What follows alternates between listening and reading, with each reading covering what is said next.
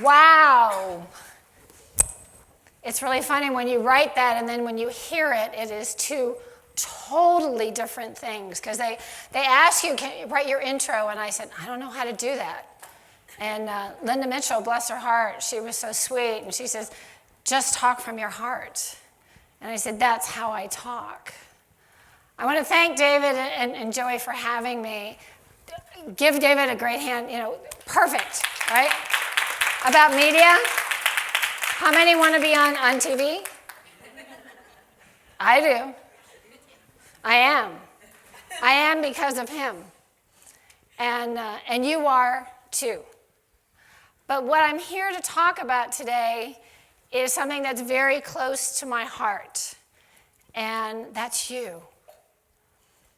I got a really great lesson last night from someone you least expect, but has so much wisdom. And it was someone who met me a couple years ago and heard my story because I've spoken here before.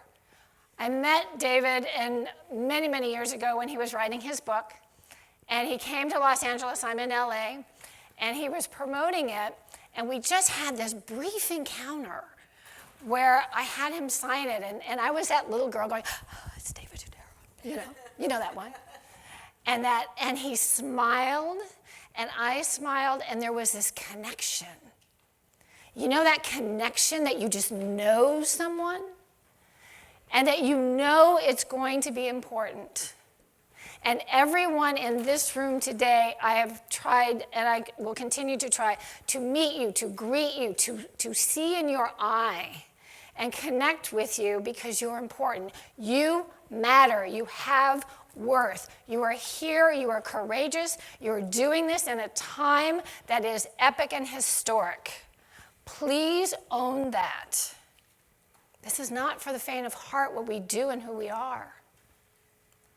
So he signs my book, and I go on my way, and I don't really think about a lot of stuff, and my career goes on. And I was in a new business at the time, and eventually I became a very active participant in the LA wedding market, and I became the president of the Association of Bridal Consultants. Is anybody in the ABC? Who's our ABC members? Anybody in WIPA? Okay, you guys, you got to start joining stuff. I'm serious. Get in this industry, not around it, please. Because when you get in it, your life changes. So David launched David Tutera Experience a few years ago, and his first one was at the Biltmore in downtown LA. And the lady who was the sales, and you never know who's going to connect you. You never know. So the salesperson at the Biltmore says, I've got this idea. You want to do your monthly meeting. He's launching this new program. Let's put you together and let's do, his opening for his program along with your membership so that the people that are at the program will get to talk with the professionals who are already doing it. Makes total sense, right? Total synergy. So we meet, and I asked him, I said, do you remember me? You signed my book. And he goes, oh yeah, I remember you. And I was like, he remembers me. And we created this amazing, he did it. I just had the vendors. I'm your resource gal. I do two things. I do resource, relationship, and napkin folding. Right, David? So we put together this beautiful reception, and the attendees got to meet the professionals that were doing it. They got to have an honest conversation, because you don't know what you don't know. You don't know what this industry is going to take. The next year, David came back to Shutters on the Beach, which is an amazing property. And this time, he asked me to speak. And I didn't know what I was going to talk about at the time, but it became the moment that changed my life, and I'm forever grateful for this. Because I got to tell my story. And what you've heard from the ladies who have been here before me is their story. It's a story of triumph. It is a story of if I can, you can. And that's my story too. Because my name is Peggy Kelly and I'm an alcoholic. I'm a woman who sat on the floor in the dark, alone, drunk. I'm a woman who was scared to death to tell you who I am. I am also the woman who picked myself up and started over. And in the last 18 months, we've all had to pick ourselves up and start over. Take that in about your own courage. Because it's finding meaning in your life and what you do and who you are that we're going to talk about. See, I'm not just an alcoholic. I'm a woman who has survived so much in my life. Loss, domestic violence, financial ruin, almost homelessness. He didn't get the house. He got everything else. But that's still not who I am. I'm this joyous spirit that believes in love beyond words, that still believes in happily ever after, that is looking for a really great date if you know anybody over 50. Hello. I am 65 years old.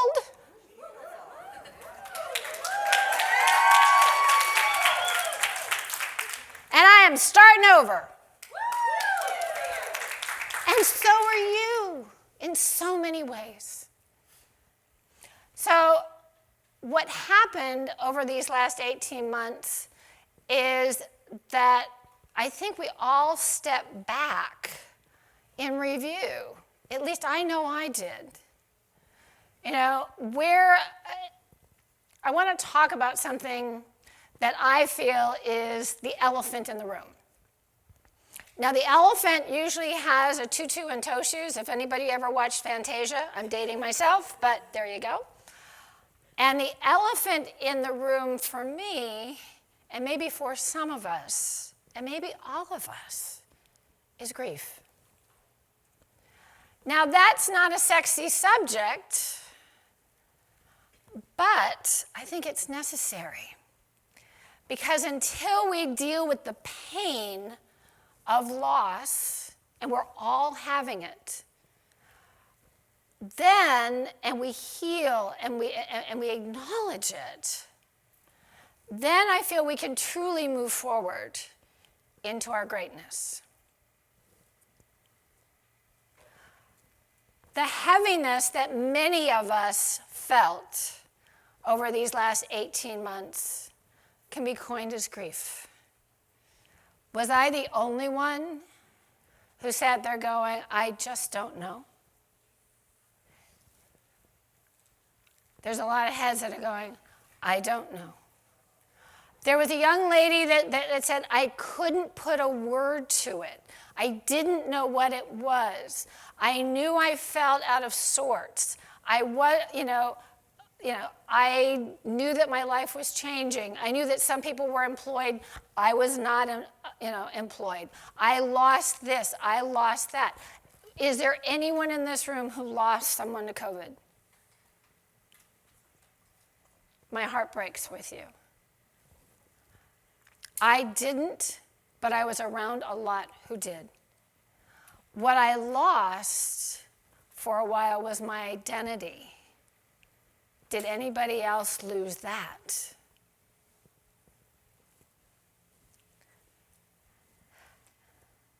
So grief, not a sexy word, but a powerful word. Because grief takes us off the road that we are on. We don't usually see it coming, but when it arrives, we know that it's there. But here's something that we may not have thought about. Grief can also put us on a totally new road that we didn't even know we were prepared to go on. I didn't know what was going to happen March of 2020. Did you? Oops, there it goes. How many of us did this? I knew that position. I had been in it 30 years ago. I will be 30 years sober in February, by the way. I'm very proud of that. I'm very proud of that. Because a lot happened in these 18 months that could have changed that trajectory. You know, see, there's no guarantees in long-term sobriety that you will stay sober. I have lost people over these last 18 months that didn't. So I hold this very sacred and very dear. And this was a place that many went, but none of us talked about it. So I'm here to tell you it's okay to talk about it. We're going to talk about it. Because many times the people closest to us, they don't get it. Because we don't talk about it. How are you? I'm fine. Frustrated, insecure, neurotic, and emotional. I love all of the things that we do in AA. I really do. It helps so much. It puts context around everything. I didn't know this was going to be an AA talk, but it probably is going to be because that is who I am. And I bring it to everything I do. All grief does not have trauma, but all trauma does have grief. We have the 18 months that we have just lived through, we all have trauma. Whether you lost your job, you didn't lose your job, lost someone, didn't lose someone, no matter what happened, you are not exempt from trauma on this time. Just from being present on this planet, it's part of our lives. So let's get messy. Are we ready? You want to get messy? Messy is good. Tears are wonderful. Laughter is great. All of it takes courage. So my story, I've told you a little bit about my story. It was really funny. I was not prepared until last night to tell probably the biggest part of my story, which is my recovery story. Because I was more focused on the story around grief. But what I was reminded is that we are everything of our lives, not just a segment of it. So March 12th, 2020, I was at the special event in Las Vegas. And there were 8,000 professionals. It was Cater Source and special event. There were 8,000 people there, all event professionals. And we all had our laptops on our laps, and you could just hear the pings. Ping, ping, ping, ping, ping, ping. Cancel, cancel, cancel, cancel. This domino effect just went. And literally, as we were sitting in Mandalay Bay Ballroom, and we were listening to Brett Culp, who was David had at the last symposium, and he was doing just the most fabulous presentation about the event industry and about how we create 1 million moments of memories. There was not a dry eye in the house. I'm like, ooh. Because it's beautiful. If you have not watched that, please go and watch it. I was going to play it just to remind us about who we are, what we do, and how important we are. But I have something instead. But please go, if anybody needs the link to it, it's on YouTube. It's fabulous. When you're having that moment where you're just not quite sure, put that on. Then go stand in the mirror, like David said, because I did. I walked out, I went to the restroom. And I went and I stood in the mirror. And I said, who are you? And what do you have to say? But most of all, how can you serve? I am here to serve. So I'm watching everything kind of unfold, implode, whatever you want to call it. And I'm thinking, I don't have any weddings because, see, I also do nonprofit because I'm a relationship-based producer. And nonprofit is about donor and organization, so it's a couple. Wedding, couple. Social, couple. So I'm all there. But I'm watching all of my peers just, you could just see it go. And, like, what do I do? So here's my favorite friends. Did we have uncertainty? Did we have anxiety? Who hit overwhelm? Who's still in overwhelm? Hello. It's time to go to church, ladies and gentlemen. It's time to go to church. Now, here's the funny thing. We deal with uncertainty every single event. We're masters at it. Who doesn't show up? We'll fix that. We're running late. We'll pick up the timeline. We understand uncertainty. But this was different because the uncertainty was, where am I going? What am I doing? Who am I? Anxiety, have panic attack while travel. Some of us had it, I was anxious a lot. But my favorite friend, overwhelmed. Because all of a sudden, everything that I thought I was going to do was not there. And then everything that I had on the set aside, I'll get to that list, was now right here. Because what I did is I compared myself to everyone else that was around me. And that is what kept me in overwhelm, was comparison. So I found something that changed my life. And it's a book by a gentleman by the name of David Kessler. He's a grief specialist. And he wrote the book Finding Meaning, the 6th Stage of Grief. And I truly needed to find meaning in all of this. But in order for me to find meaning, you can't get to the end game until you take the other steps. Now, I'm a woman of 12 steps, so I'm really good at doing the step stuff. So let me take you through the 6 steps of grief. Now, it doesn't just have to be grief. I think it's really, in many cases, just life. So where do we start? Here's my friend. Denial. Don't even know I am lying.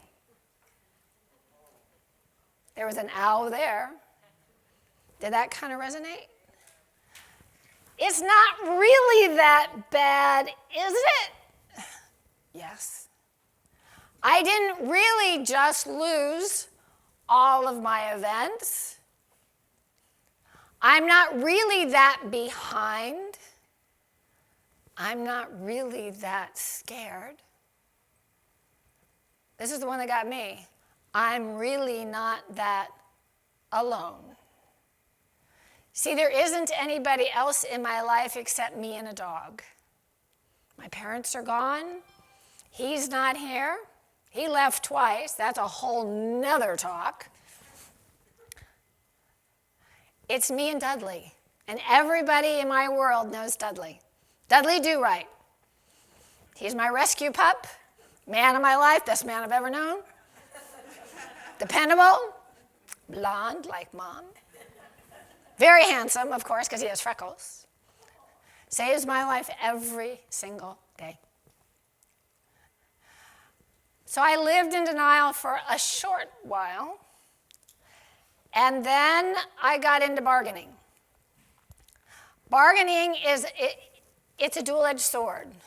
It's kind of like, Oreos, you have two sides of the sandwich and then the filling in the middle. So part of it is dwelling in the past, all the things I have done. Okay, who am I? What have I done? Okay, let's go through all this. I mean, I have a list of credentials, like all of you in this room, and that I can go down my resume, you brushed off the resume, because my head immediately went to, I can go get a job. See, if I have a job, I'm okay, because then I know where to put me. When I didn't have a job, I didn't know where to put me. And I felt like a fish out of water in so many respects. And then it's, how could I have done this differently? Could I have been prepared? I don't know. Were you prepared for a pandemic? Were you prepared for what happened these last 18 months? I wasn't. Did I have the bank account that I wish I had? Nope. Did I join unemployment with everybody else? You betcha. Am I proud of that? Yes. Because it was okay to ask for help. Here's where a lot of people stopped, and I get the feeling many people may still be. And if you are, let me hug you, let me hold you through this. Because I know that. I know that intimately. David talked very candidly about that. We are all in this. We all have, moments where we just can't do it. And then you get the reality check of where you are. What have I lost? I think the biggest part for me was my identity. Because I'm a human doing more times than a human being. If I'm doing, then I know where I'm at. If I'm busy, then I have value and I have worth. And depression put me into, hello, I'm right here. And I had to really realize and take inventory.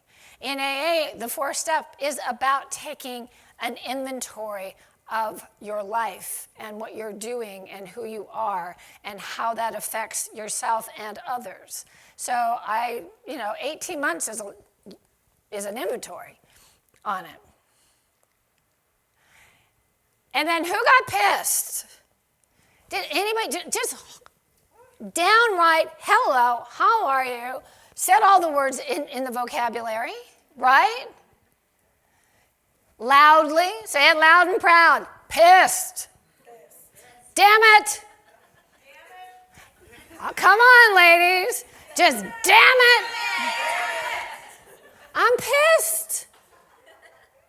Don't they know who I am? Don't they know what I do? Don't they know that I'm here to do all of this? I had plans. Did you all have plans? Yes. I had big plans. Okay, plans went south for the winter. But here's the thing. Winter only lasts so long. So keep those plans. Just adjust those plans. Know those plans because their time is coming.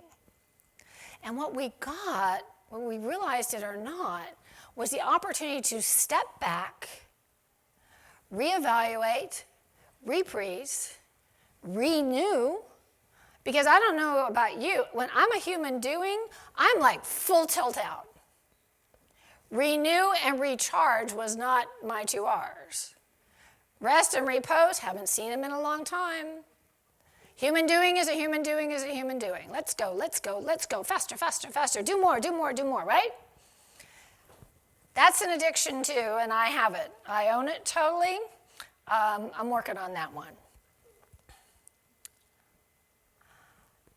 Stage 5 is acceptance. I had to get to that place of I am here now. And I'm okay here now. That scared is not a place to be alone. Now, acceptance does not mean reservation. That does not mean rollover. That does not mean that that's it. That just means, okay, for now. Not forever, just for right now. And to use this time wisely. Because when you do all of that is when you find meaning. I found a lot of meaning in my life over these last 18 months. I found out who I am and who I'm not. I found out that I invested all kinds of money into coaching because I went to what I know how to do. I went to being a human doing that signed up for every class and every course because if I just did more, I was going to be okay. Anybody else in that group? A few hands. If I do more, I will be okay. What I learned is by doing less, I made space for the magic to come in my life. Because up until that time, I couldn't hear it. I couldn't see it. Because I was so busy, being busy, doing. Because if I did something, then I mattered. And if I mattered, I had worth. What I had to realize is that I mattered and I had worth just as is. And so do you. Every single person here is chosen to be here now. We chose this. We made an agreement to be here on this planet during this time, but also in this room, in this space, with each other. I feel honored to be in this space with you, with the courage in this room, with the talent that is in this room, with the potential that is just busting out in this room. And to say, I know you. I put together a little toolbox. And the number one thing I believe in is community. You know, I have been alone most of my life. Growing up in my home, no one was allowed in it because I grew up in an alcoholic household. You did not know what you were walking into, so nobody walked into it. It was much safer that way. So I didn't know how to be in the world with you. And a glass of wine helped that. What I've learned over these last 30 years is that community is the greatest asset we can have. And being here in this community, and I really mean in it, not around it. I've been around a lot of things. Everything happens when you're in. So find your community. You are officially a part of this community. Nurture it, care for it, connect with it, stay with it, grow with it. You see what has happened for Jahan and Gail. I watch her on Facebook and Tammy who's here and Linda Mitchell and all of us. You know, we're in it. And we're in it to help and support you too. Connections, all of them, here and going forward. You know, they say that we can really maintain 150 relationships. I haven't figured that out yet, but I'm in for it. So really hold on to your connections, your resources, your vendors, your venues. And just like David said, he said, say please and thank you to everyone. As much as I hate wearing a name tag, I love when people have them. Call them by their name. I'm in CVS. If they've got a name tag on, thank you, John. Thank you, Patty. thank you, this, how are you, and call them by their name. That acknowledgement is huge.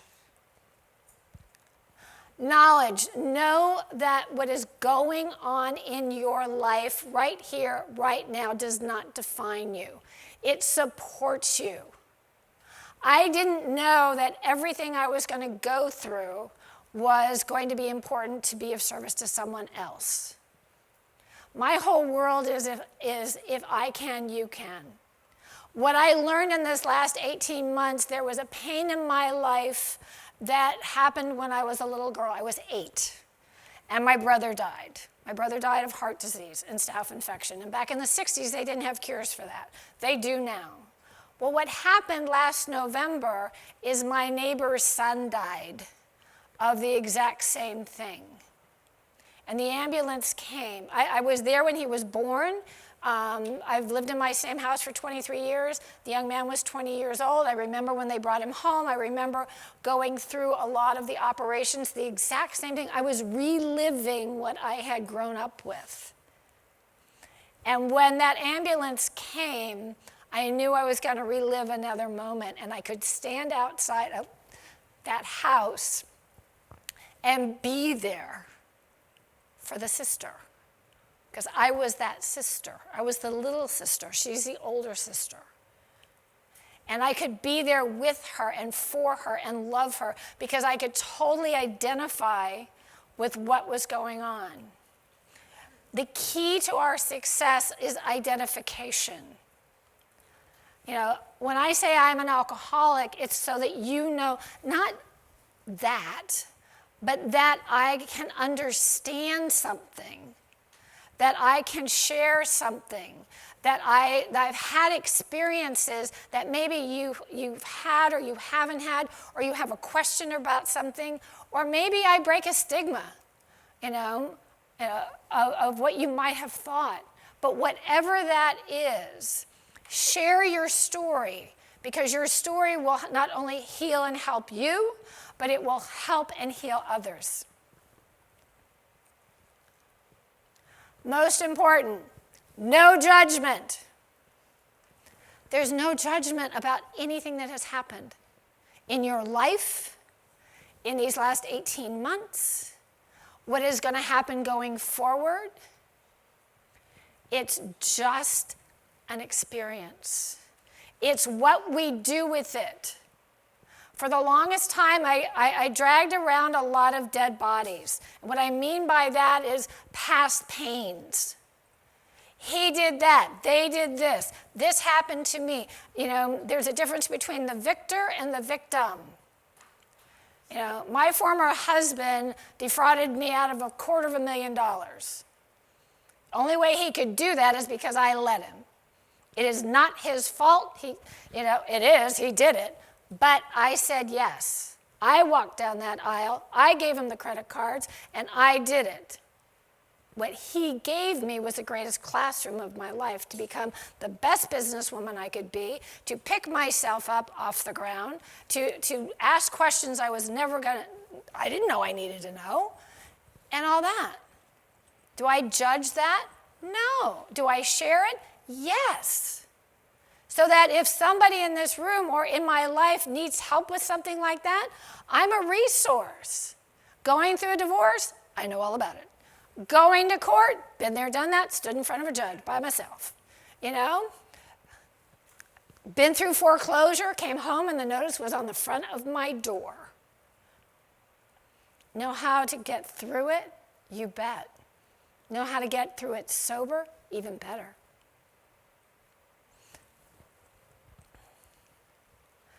Self-love, be kind. David talks about kindness all the time. Kindness of self is huge. It's very easy for us to give. Giving is about control. I know how to do that. Receiving is the most vulnerable place we will ever be. And I don't know about you, it's the last place I'm going. I know how to do this. I don't know how to do this. Be your own best friend. Be patient. Please be patient. Look at it took years. It took years. It took years. It took months. Sometimes it just takes a moment of saying yes and then getting out of the way. Ask for support. I am here.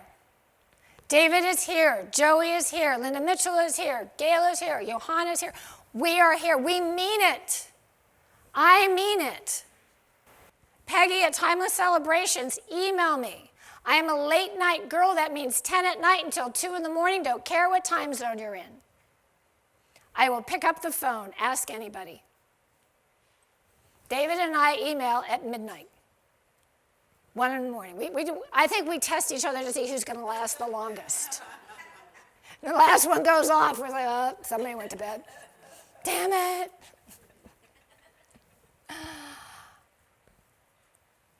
Most important, count your wins. I got up. It's a win. Got out of the jammies. Bigger win. Took a shower. Oh my God, I'm off the charts. Right? Got out the door. Picked up the phone, called a friend. Got a lead. Answered it. I had leads, I didn't answer them. I don't know why. I can't explain that. Why I didn't do that. And then talk to your friends. There goes my phone. Sorry, you're late. Most important, know your greatness. Every single person in this room is great. You're great. Take that in. Don't ever discount anything about yourself. Everything about you is absolutely perfect as is. Yes, I know we look at, let me phrase that. I look in the mirror, I see a few things, a little extra here, a little extra here. This is all original, by the way. There's no Botox. There is nothing. I was so grateful when my hair all went white, I could kiss my mother, because I am my mother's daughter. She had the white hair at 33, I got it at 60. Thanks, Mom. You did it. Here's a song I heard just recently, and I really want you to listen to it, because what I want you to know is what he sings about. You are here because you have been found. The universe brought you all together so that we could be together and learn from each other and love each other and cheer each other on and support each other and sometimes give each other a good swift kick in the hoo-hoo. Because I needed that. See, I'm not perfect. I'm so far from it. I need a cheerleader too. I can put out the pom-poms. God, I'm going, I'm rooting, I'm this, I'm that, everything. But, we need that too. The people that speak need to have that support too. The people who lead need to have that support too. We don't let you know that sometimes. But we need the exact same thing that you do, because we are all the same. So I want you to listen to this song and know the most important thing. You have been found. Hit it, Jason. Have you ever felt like nobody was there? Have you ever felt forgotten in the middle of nowhere? Have you ever felt like you could disappear? Like you could fall and no one would hear? Well, let that lonely feeling wash away. Maybe there's a reason to believe you'll be okay. 'Cause when you don't feel strong enough to stand, reach out your hand. And oh, someone will come running, and I know they'll take you home. Even when the dark comes crashing through, when you need a friend to carry you, and when you're broken on the ground, you will be found. So let the sun come streaming in, 'cause you'll reach up and you'll rise again. Lift your head and look around. You will be found. You will be found. You will be found. You will be found. There's a place where we don't have to feel alone. And every time that you call out, you're a little less alone. If you only say the word, from across the silence, your voice is heard. Someone will come running.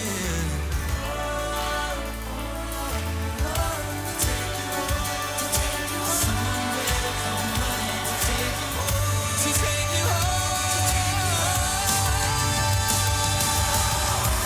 Even when the dark comes crashing through, when you need a friend to carry you, and when you're broken on the ground, you will be found. So let the sun come streaming in, 'cause you'll reach up and you'll rise again. If you only look around, you will be found. You will be found. You will be found. You will be found. The shadows, the morning is breaking, and all is new. All is new.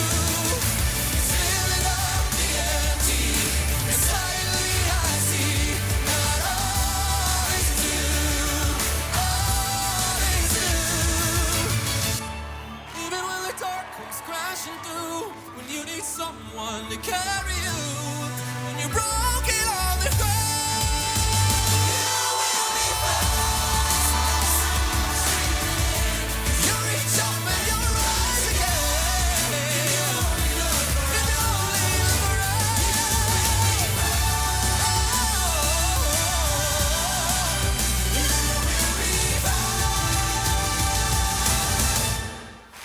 You will be found.